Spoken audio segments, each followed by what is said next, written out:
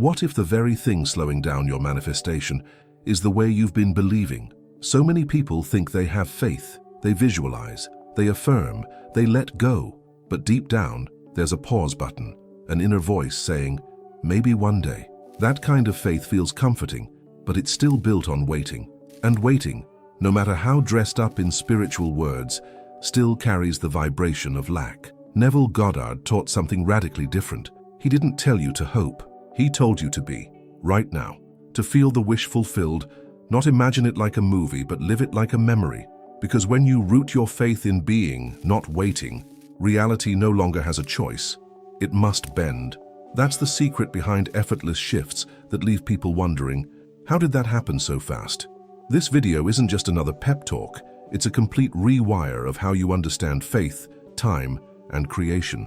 If you've ever felt stuck, like your desire is close but not quite here, this message will land deep.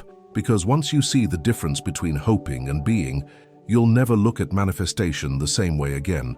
How many times have you heard someone say, I have faith it'll happen, I just don't know when? At first it sounds sincere, hopeful even, but beneath the surface, that kind of faith is often just waiting in disguise. It sounds like trust, but it's rooted in delay. Instead of embodying faith now, the person keeps projecting the desire into a future that never quite arrives. Most people were taught to associate faith with patience, to sit quietly and wait until the universe delivers something on their doorstep. But true faith, the kind that manifests, isn't about time, it's about identity. While the mind whispers, it's not here yet, the heart asks, what if it already is?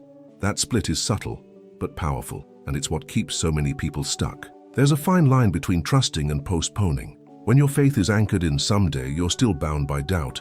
But when you live as if your desire is already yours, you move into the frequency of now. That's the energy of live in the end faith. It's not about forcing or chasing, it's about assuming and being right here, right now. This doesn't mean pretending or rushing to find proof. It means no longer living as if what you want is outside of you. This is where manifestation often stalls, when faith turns into a polite version of uncertainty. But if you shift that foundation, everything begins to shift with it. And that leads us to the real energy difference between waiting and being. There's a frequency to waiting, and it hums with lack. It carries an undertone of not yet, of something missing. Even when you say you believe, if your energy is wrapped in when will it come, you're still broadcasting absence. And the law of assumption doesn't respond to words, it responds to state. That's why imagining creates reality only when you dwell in the feeling, not just the thought. Being, on the other hand, vibrates certainty.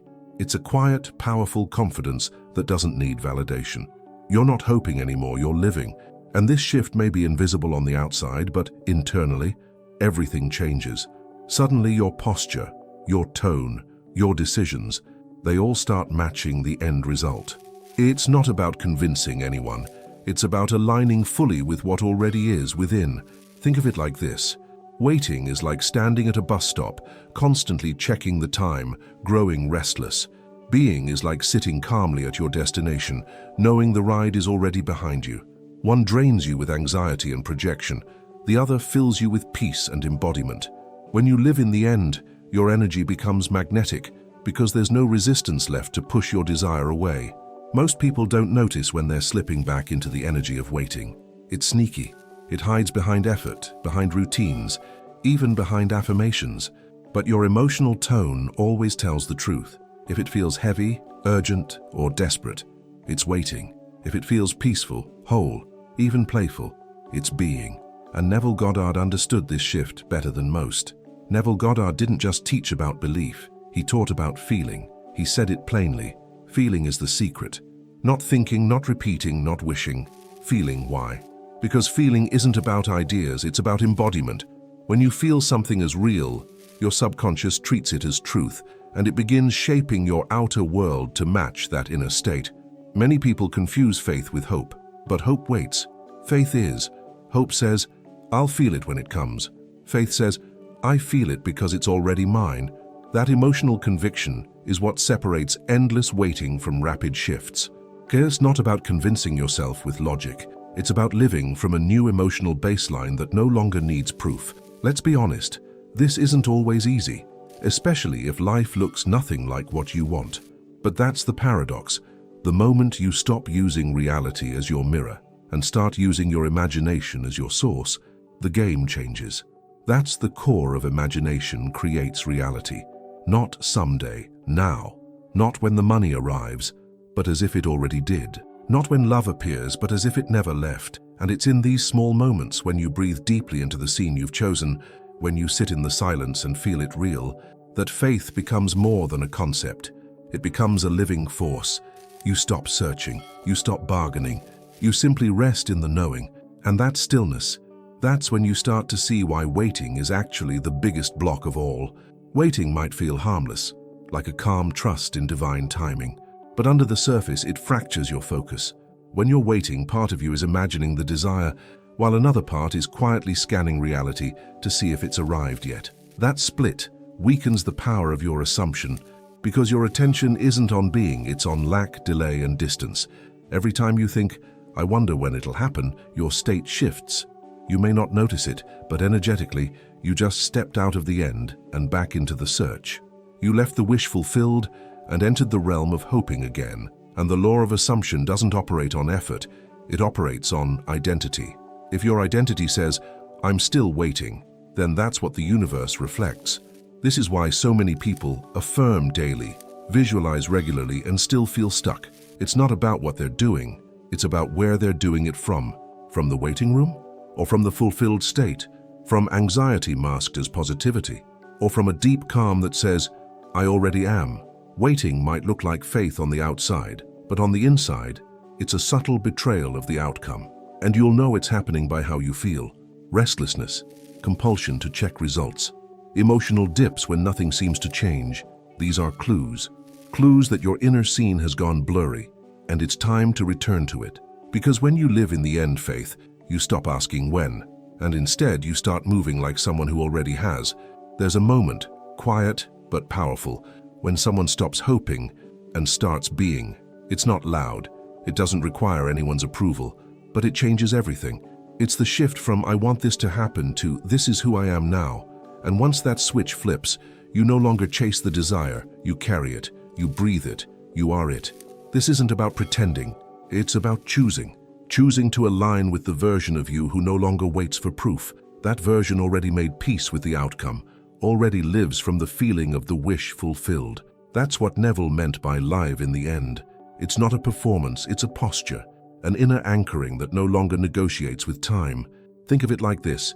The actor who becomes the role doesn't try to be the character. They are it, moment to moment, breath to breath. The same is true for manifestation. You don't imagine to escape reality. You imagine to root yourself in a new one. That new world begins not when the scene plays out externally, but when it's accepted emotionally, internally. And here's the beauty. Once you truly root yourself in the end, you stop needing reassurance. You stop asking, is it working? Because you're no longer waiting for signs, you're walking as the sign. And that's when feeling is no longer a method. It becomes your new nature. Which leads us to the real secret behind why faith works at all. Neville Goddard said it best, feeling is the secret. Not because it sounds poetic, but because it's functional. Feeling is what turns static thoughts into living energy. You can think about money all day, or love, or success, but unless you feel it as real, your subconscious won't accept it as truth. And manifestation doesn't come from what you think. It comes from what you feel to be so. Many try to manifest with logic. They write affirmations, make vision boards, repeat phrases. But if they're doing all that from a place of emptiness or doubt, the emotional signal doesn't match the desire, and energy doesn't lie. When your words say, I am wealthy, but your gut says, I'm still scared, the universe listens to the feeling, not the phrase. Feeling activates the assumption. It's like electricity flowing through wires. The assumption is the wire, but the feeling is the current. Without it, nothing moves. That's why people who say less but believe more tend to manifest faster. Their faith is alive. They've stopped treating their desire as something to fix and started feeling it as something already fulfilled. This is where many shift from mental manifestation to emotional embodiment. They stop waiting for their thoughts to become powerful and start tuning their emotional body into the frequency of what they want. That's the real magic. That's what makes the law of assumption move mountains. And it's what brings us to one of the most practical shifts of all. Here's a simple, powerful practice. Pick a single scene, a moment that represents your desire already fulfilled. Maybe it's seeing your name on a contract, or laughing with the partner you love, or checking your bank account and smiling. Now pause, breathe, feel. Let that scene become a living memory, not a wish. The mind may say, but it's not real. Your job is to feel it anyway. This is the practice of assumption over waiting. You're not begging the universe, you're embodying the result. And here's the key. You're not trying to force belief. You're choosing to dwell in the feeling of belief. The longer you sit in it, even if just a few seconds, the deeper it settles. And over time, that feeling becomes your new normal. You don't need 20 minutes of visualization or complicated rituals. One real moment of alignment is more powerful than hours of surface repetition. The scene you choose should be simple, emotionally rich, and deeply personal. When you breathe into that imagined moment, your nervous system starts recognizing it as familiar, and manifestation begins from that place of inner familiarity. Do this without seeking signs, without checking the clock. Just return to the scene, return to the feeling, and live your day from that emotional tone. You're not waiting, you're rehearsing the truth. This is how you live in the end without needing to prove anything. And that emotional rehearsal, it starts producing subtle shifts almost immediately. You'll know something has shifted, not because life suddenly explodes with change, but because you feel different. There's a stillness that wasn't there before, a soft confidence that doesn't come from knowing how, but from no longer needing to. That's what faith rooted in being feels like. You stop reaching and start receiving without chasing anything. Emotional stability becomes your new baseline. You're no longer thrown off by delays because you've stopped measuring time. You may still desire outcomes, but you're not desperate. That's how you know the state has landed. People will ask, what's changed? And you might smile because nothing changed outside yet. But inside, you're already living it. Another sign, intuitive clarity. Ideas come faster. Decisions feel lighter. You're guided not by fear but by inner certainty. You're no longer trying to force manifestations. You're following the breadcrumbs. You feel aligned with your imagination instead of at war with reality. That's the vibration of live in the end faith. Subtle, but unmistakable. And perhaps most beautiful of all, peace. Even when circumstances look the same, you don't. You stop explaining your dreams and start embodying them. You stop needing reassurance because your emotional body already knows. But if that old habit of waiting creeps in again, don't worry. There's a gentle way to return to your inner scene. It happens to everyone. One day, you're fully in the state, calm, certain, present. The next, you catch yourself checking the how and when again. That's not failure. It's a sign you're aware, and awareness is everything. The moment you notice you've slipped into waiting, don't fight it. Just pause, breathe, and gently return to the feeling of the end already lived. Think of it like tuning a radio. You drifted off frequency, but the station's still there. No need for panic. Close your eyes, recall the scene, feel the texture of your desire as if it were already your life. This is how you embody faith now, by reactivating the state over and over until it becomes second nature. No judgment, just return. That's the entire practice. Sometimes, the waiting sneaks in as impatience. Other times, it shows up as doubt disguised as logic. Shouldn't something have happened by now? When that voice comes, answer it with embodiment, not arguments. Sit in the fulfilled scene. Let your nervous system remember the feeling, and as you do, the need for answers starts to dissolve. You don't have to feel perfect to manifest. You just need to become fluent in shifting states. Faith isn't a constant, it's a rhythm. And the more you practice returning to your inner end, the shorter the gaps become. Soon it's no longer about fighting doubt. It's about nurturing a new default. And from there, something profound begins to emerge. At the heart of all creation lies a truth most people overlook. You're not here to wait. You're here to be, not to chase results, but to align with realities already present within. Manifestation doesn't come from asking again and again. It comes from assuming it's already done. The moment you start living as if it's true, life begins to respond in kind. This is where so many get stuck. They think, if I wait patiently, I'm showing trust. But the universe doesn't mirror patience, it mirrors state. If your state says, it's not mine yet, that becomes your loop. But if your state whispers, this is who I am, Then the loop ends, and reality bends. That's the law of assumption in motion. Not waiting, but becoming. You're not waiting for love. You are love. You're not waiting for abundance.